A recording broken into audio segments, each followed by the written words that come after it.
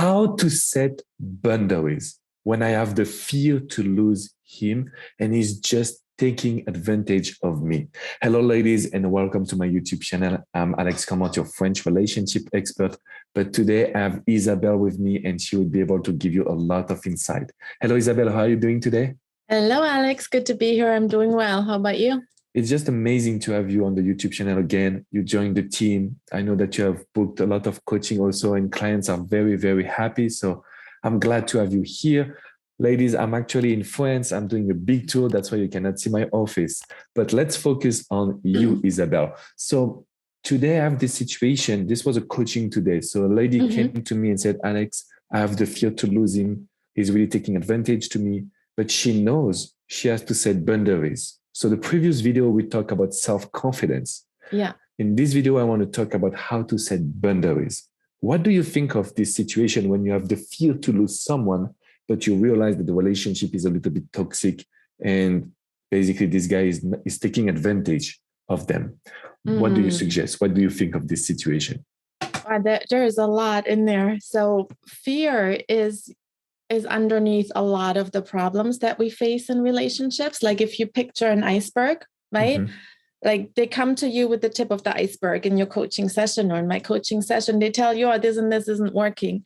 And then you look underneath the water and there is the big iceberg, right? You just see the tip. So fear is, from what I see, is underneath.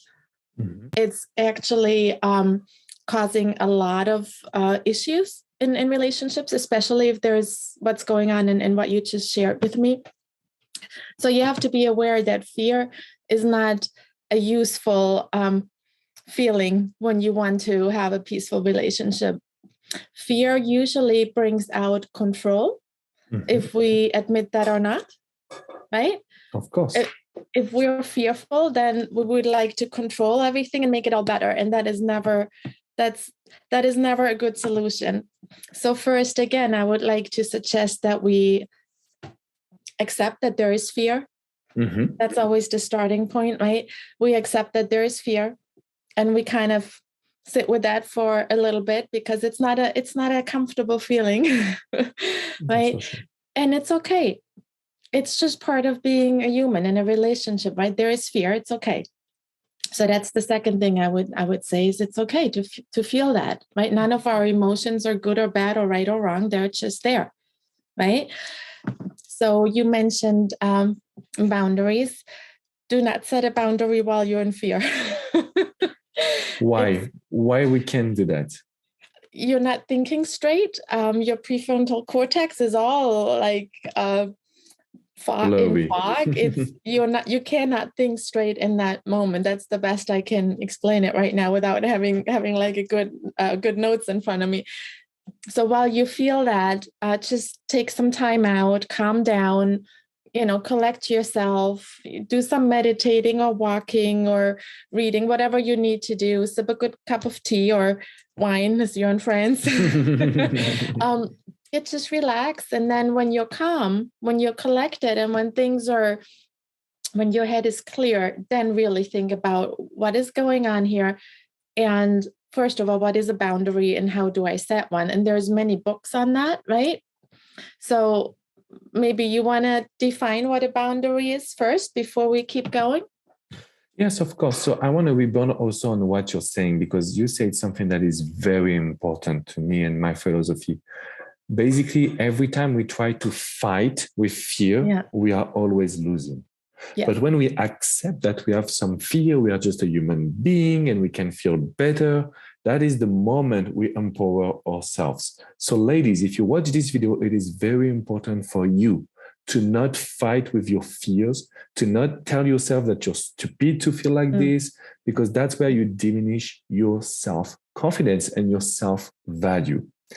When it comes to boundaries, we know that in certain situations, men can try to take advantage because you will be very nice to them.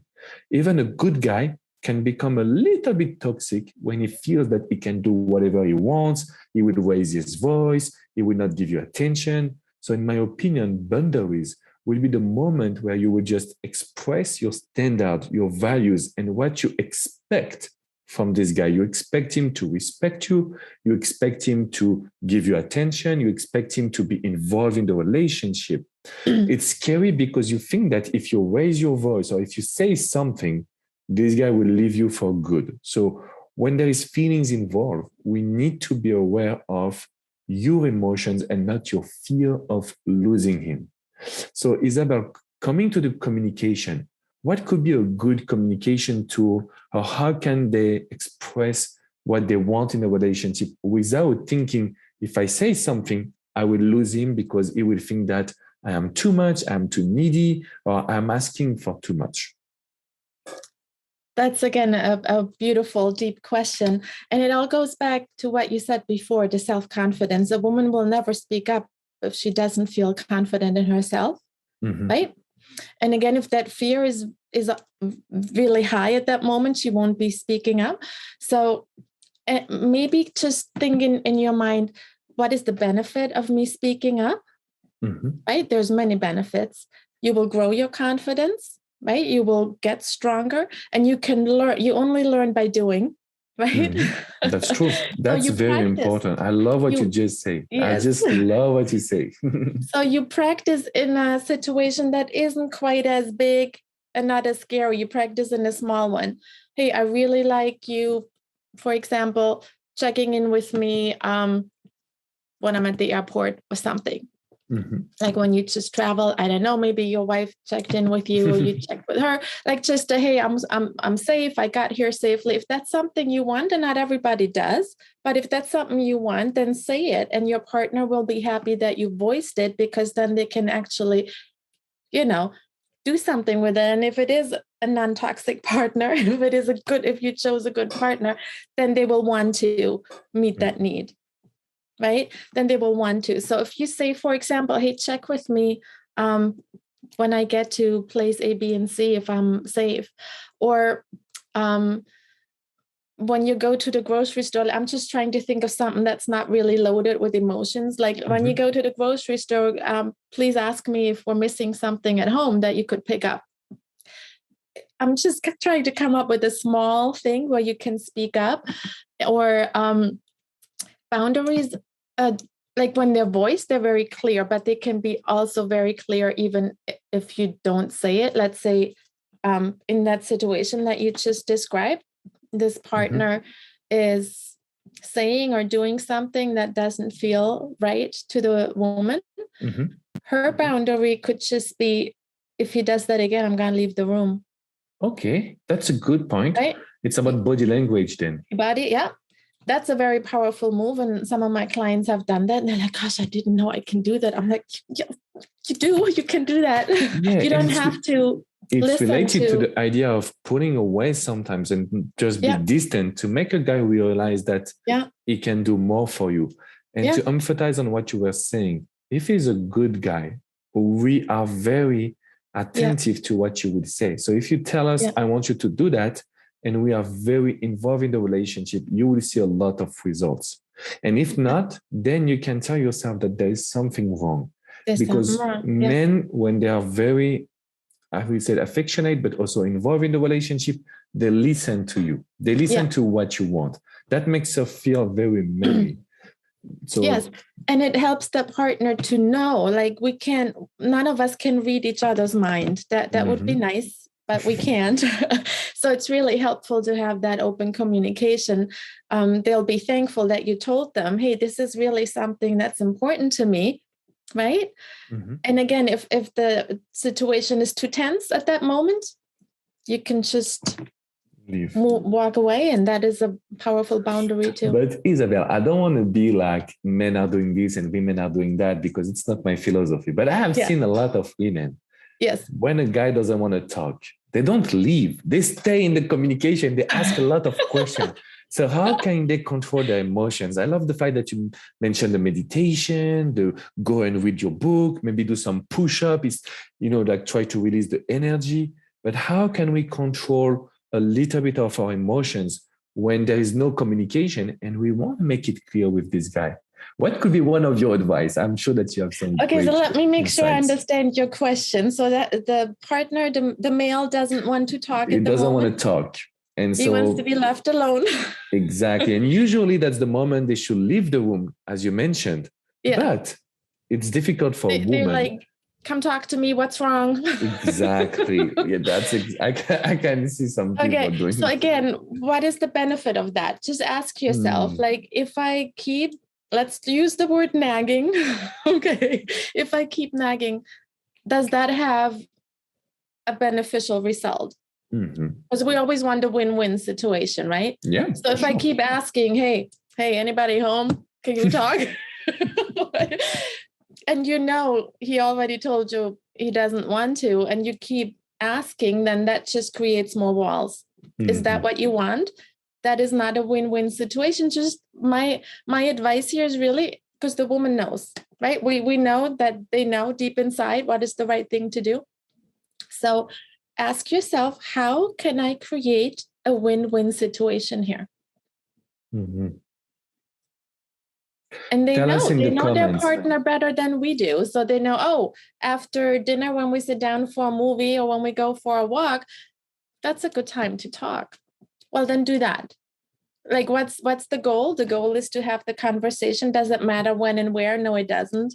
It doesn't have to be right now. So is that really important? That's another question to ask. Is that really important right now? Or is there a better result if we can talk later? Ladies, tell us in the comment section, what will be your decision? How can you improve? How can you get some benefit? When a guy is trying to take advantage of you, I can guarantee you that if you clear your mind and you just analyze the situation, you're clear also on what is the goal, what is the expectation from this conversation, and how can you be a little bit distant but assertive where you can also be yourself. That is the best solution. In order for you to receive this advice from Isabelle, I will include the link if you want to book a coaching session. It's in the description just right below.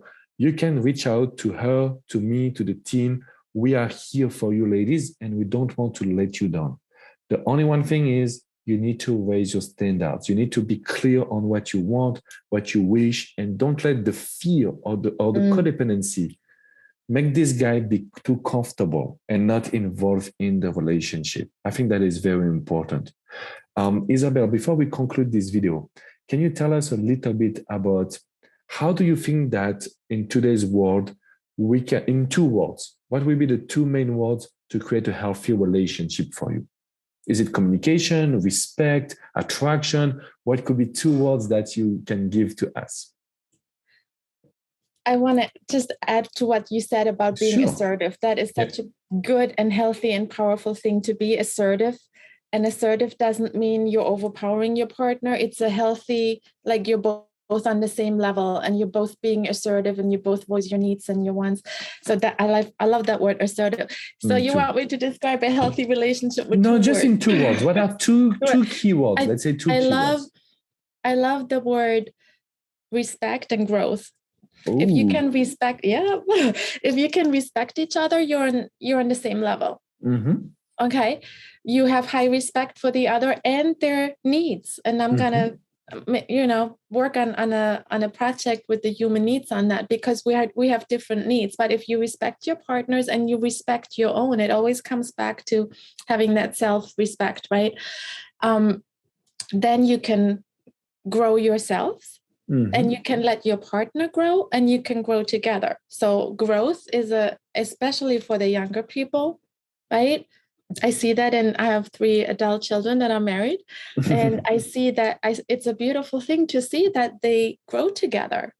That's and they have open communication. So growth, I think, is a beautiful thing. And some of us older ones, not when you're in the life coaching arena, you're always growing and you're always pushing yourself, right?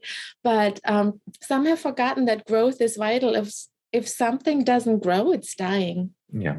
So growth and respect, I would say, are 2 major ingredients in a healthy relationship. I love it. I love when you say that if it doesn't grow, you're dying. That's exactly what's happening in our life, ladies. So that's why you need to leave a comment and tell us, what will you do for you? What will be the first boundary? How will you grow? And if you want to book a private coaching session with Isabelle or myself, it's very easy. The link is in the description, and we will tell you exactly what you can do in your specific situation. Thank you so much, Isabelle. It was really great to do this video with you. I look forward to do another one very soon. Oh, me too, Alex. Thank you so much for having me. It's always great. Yes. Ladies, I will see you very soon. And remember to subscribe to this YouTube channel and smash the like button so we can spread this video to everyone. I will see you soon. Bye, ladies. Bye-bye.